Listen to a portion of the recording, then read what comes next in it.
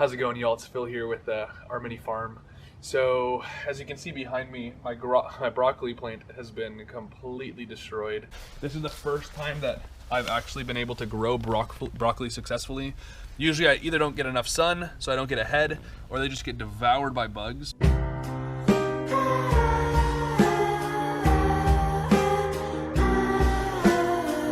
So in today's video, we're going to talk predominantly about pest control and just really how to keep rats, birds, insects at bay. So let's get started. Yeah, I just saw rat pellets in both of my pots. Oh Lord, help me. This is really frustrating, right? So you start a garden, you put a lot of time and effort into it, and then in one night or in 2 nights, it feels like 10 minutes, everything, all the hard work that you put in is gone.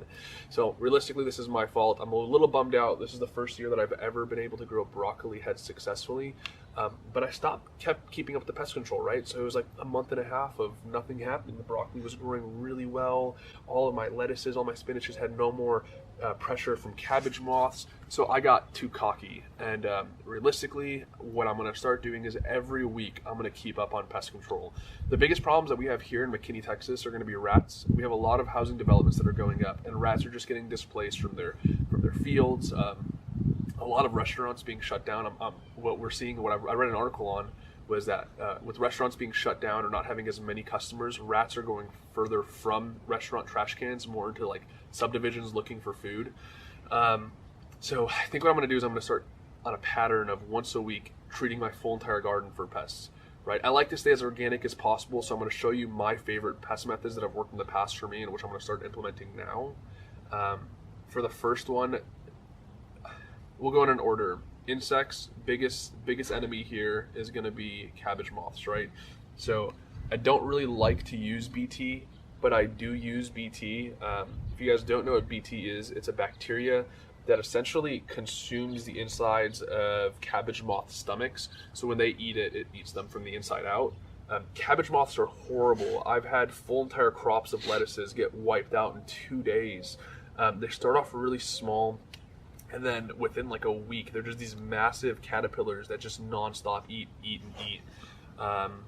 If you see white butterflies with 4 like black specks, 2 on each wing, that's a cabbage moth. This is the first year actually that I saw gray moths. I didn't see a single white moth with the black specks, but gray moths were on my plant stuff. So I'm going to look that up. I'm assuming they might be different colors than just the white, or it just might be a different caterpillar. But this works really well. I don't like to use it often, and the reason why, it's the equivalent of anthrax for humans. BT is for caterpillars, right? So if you get some monarchs in your yard and they eat that, it's going to do the same exact thing, and it wipes out, it decimates the population. So I spray this, but I do spray it very lightly, right? I don't use it year round. I don't cover my plants in it. I spray underneath just when I need to, when the pressure's too high. To keep rodents out, rabbits, squirrels, and rats, I mean, what I started using was cayenne pepper. This is really the first year. I mean, it seems somewhat successful. The pressure here has kind of dumbed down after I started using this. What I'm really nervous about is my greenhouse. I've been putting this all over my greenhouse, and you gotta be careful because with the heater on, and if this gets in the heater, it will make you feel horrible. You will cough, sneeze, it makes your eyes run. So I haven't been able to sit in the greenhouse as much, but this seems to be working, right? So I put it on most of these plants over here, and the pressure stopped here, but now it started on the other side of my garden. So this seems to be working. What I think I'm going to start doing again is, I love this thing, right? So since I use a lot of organic sprays, I usually just will clean it out, dump it, and then remake something else. I think in here, I used to put onions, garlic. I grow ghost peppers, so sometimes ghost peppers, but cayenne, jalapenos, and vinegar, and I boil it, and I let it boil for about 10 minutes, and then I strain it, pour it in here, and I spray this all over my garden, over the fence, over the buckets, over the plants. With the ghost peppers, you gotta be careful because it might burn the plants. So with jalapenos, you can spray it on the plants, and that usually keeps all rodents away. But every time it rains, just like cayenne pepper, and actually also like BT, you're going to have to reapply, right? That's the difference between organic and not organic chemicals. I mean, technically BT. And BT's, no, it's a bacteria. I don't know. Pretty sure it's a bacteria. But the difference between organic sprays is they're not going to just sit on and stay on and wipe everything out.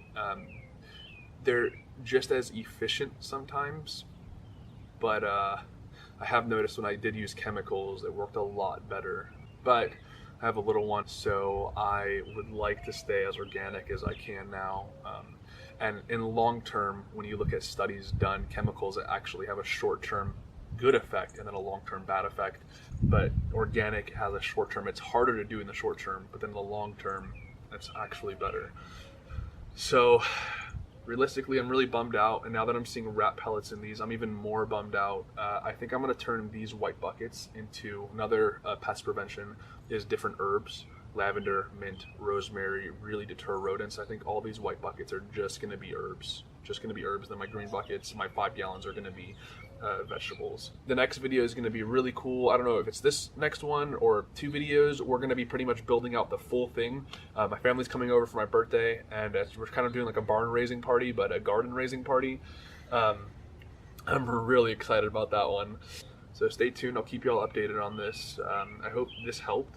I mean, this definitely helps me. These are pretty much my go-tos. Keep tuned. We're about to have some really cool videos coming up. And if you like the content, please leave a comment. It helps me. Apparently, it helps the algorithm push my videos up. So if this was informational to you, maybe someone else can see it. Leave a like and subscribe. Y'all have a good one.